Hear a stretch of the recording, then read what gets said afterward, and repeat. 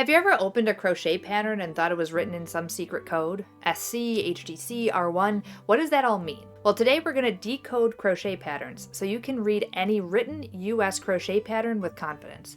But before that, allow me to introduce myself. Hi there, my name is Colleen, aka Pixel Bear. I've been crocheting for over 2 decades, and I made this channel so I could share my love of crochet with crafters of all skill levels. If you're new to the channel, hit subscribe to catch more crochet videos and tutorials. Before we dive into patterns, it's really important that you have a basic understanding of crochet. You should be able to chain and complete 4 basic stitches. That's single crochet, half double crochet, double crochet, and triple crochet. If any of that sounded confusing, why don't you go back and check some of my videos in our tutorial series where we cover all of that and more. But if you've already watched those videos or you know how to do all of that, we can get started. Let's start with abbreviations. I recommend having a list of abbreviations at the ready just as a point of reference when you start reading patterns. I've made one and I've used it many times. It's linked down in the description if you want it. It's something that I've used. You can have it ready like on a phone or on your computer screen when you start working on patterns, or like me, you can go ahead and print it because I'm old and I print things. So just have it ready when you're starting to read patterns. These abbreviations that we're going to cover today are all for US patterns. And yes, there is a difference between US and UK patterns. For example, a half double crochet in a US pattern is called a half treble crochet in UK patterns. Most patterns will define what each abbreviation stands for, or it'll list if it's using UK or US terms. For this video, we'll stick with US terms, but I will make another video that compares the two in the future. Some common abbreviations are CH, meaning chain, SC, single crochet, HDC, half double crochet, DC, double crochet, TR, triple crochet, SL, ST, which is a slip stitch, REP usually stands for repeat, ST or STS stands for stitch or stitches, depending on how many stitches are listed in the pattern at the time, and RND normally stands for round.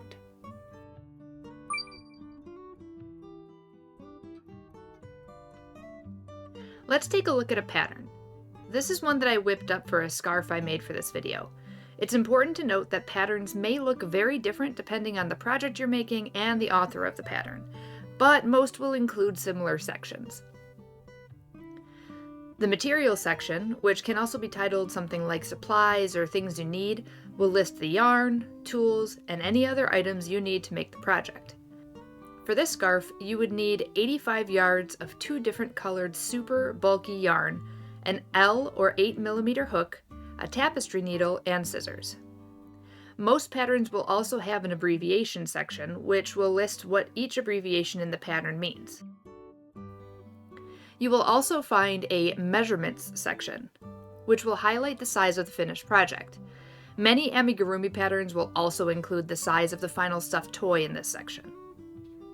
I have included my gauge here, but this section may or may not be included, depending on the author or what is being made. I'm going to crochet as we go through the instructions, so you can kind of see how the instructions will translate into the actual action of crocheting. So let's start with the top. We have start by chaining 11 in color A and then turning. So remember that last chain at the end is going to be our pivot chain. I am using the iris yarn that I used from the example for this scarf, and then I also have red. I was going to use white with a white background. I didn't want it to blend in. So we are going to start with the iris, which is this purple, and I'm going to make my slip knot.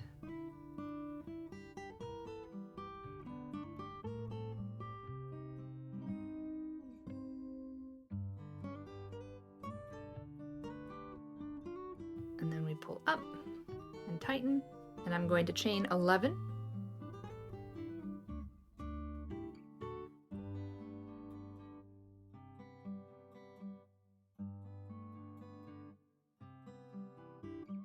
So there is our chain 11. So let's start with row 1. Row 1 says 1 single crochet in second chain from hook, and then 1 half double crochet, and then we have a set of brackets with 1 single crochet and 1 half double crochet within the brackets. We have REP, which we know from our abbreviations means repeat, so repeat 4 times, chain 1, turn, 10 stitches. So what does all that mean? Remember that last chain from our hook that we make in our foundation chain is our pivot chain. So we're going to stitch our first single crochet into the second chain from the hook. And then we're going to do a half double crochet. So it's going to be a mix of 2 different stitches in a row. And then we have these brackets with a repeat 4 times afterwards. That means that we're going to repeat everything within those brackets 4 times. Some authors use brackets, some authors use parentheses. It's really a personal preference for the author. But for me, I like to use the brackets. Brackets are used pretty often, but I just wanted to point out that there may be other ways that people write the repeat. After we do those 4 repeats, we're going to chain 1 and turn. And then at the very end, we have these 10 STS or stitches. That's just to say how many stitches should be at the end of your row. Not all patterns have this. I prefer a pattern to have this myself, so that's why I include them in my patterns. So we're going to go ahead and do the first row. I'm going to skip that first crochet and go into the second. And I'm going to do a single crochet.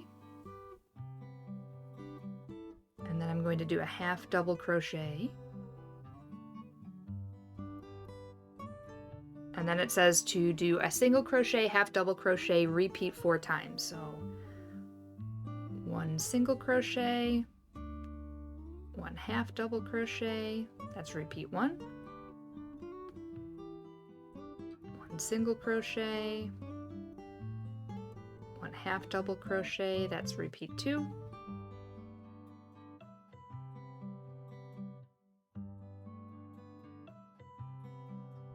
Single crochet, half double crochet, that is repeat 4.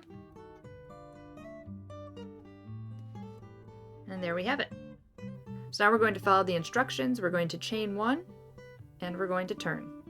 And you can go back and count. So we have 1, 2, 3, 4, 5, 6, 7, 8, 9, 10 stitches, just as we have in our parentheses at the end, just as a reminder.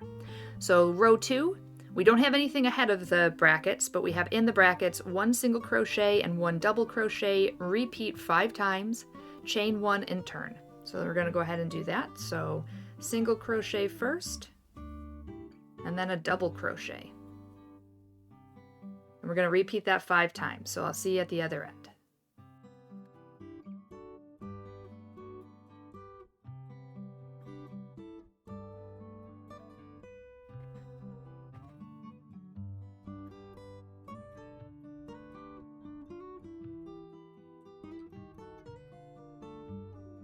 Single crochet and double crochet for the repeat 5. All right.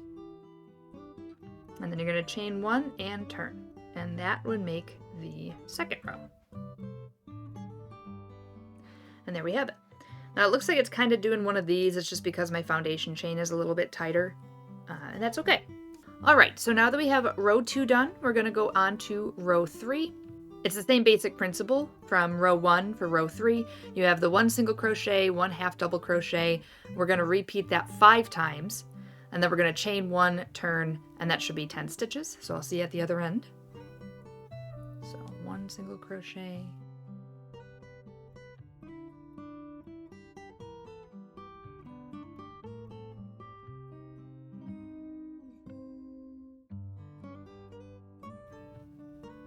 and half double crochet at the end, chain 1 and turn.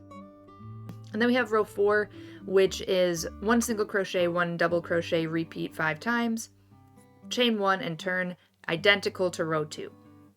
Let's go ahead and do that one, and I will pick back up when we start looking at the asterisks that are below.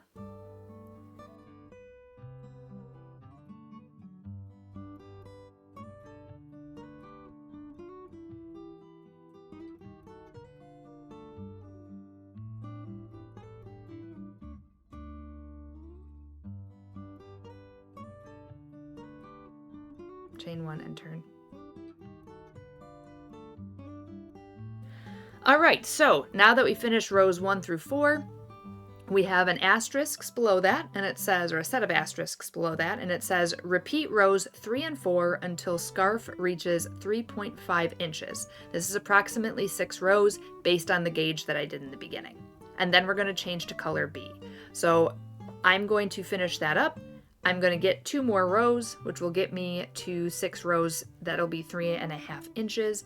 Let me go ahead and get that done for us, and I will meet you when we're ready to change colors. Single and double crochet.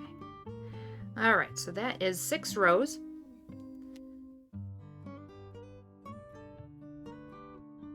Now taking a look with my handy dandy ruler, rounded, but I'm just at about 3.5. That's good enough for me. Doesn't have to be exact. Something like a sweater or something you may want to be a little bit more exact about, but that's fine for me. I'm at 3.5 inches. Now normally I would chain 1 and turn, but what I'm going to do actually is not chain 1. I'm actually going to change colors. That's just how I change colors. If you want to know how to change colors, you can check out my last video.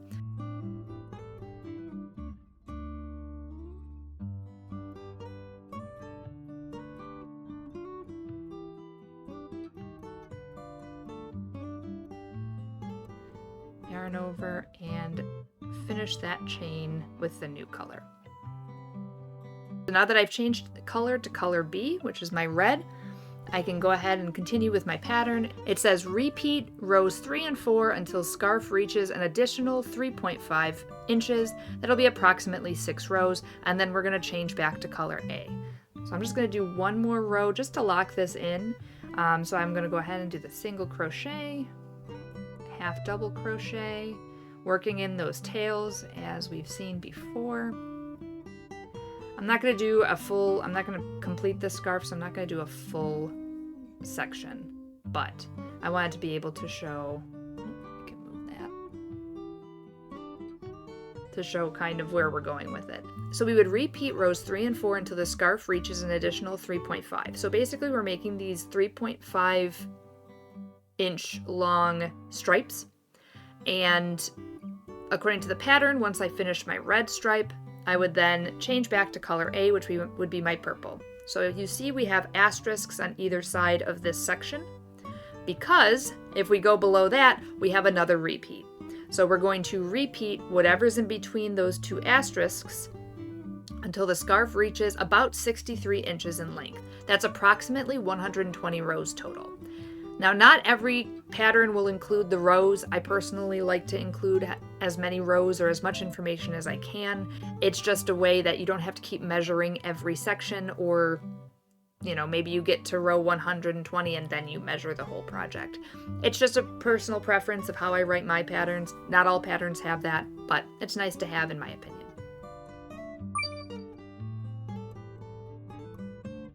So I have a little bit of homework for you. Go onto the internet and find some free crochet patterns. Something that you want to make, but keep it kind of simple. Something like a scarf or a blanket. You don't have to make it, but just go through the pattern and read through it and see if you can understand what the designer is trying to instruct you to do. Then I want you to pick one of those and actually make it. It could be anything that you want it to be. But again, I recommend keeping it simple at this stage unless you're coming into this video a little bit later in your crochet journey.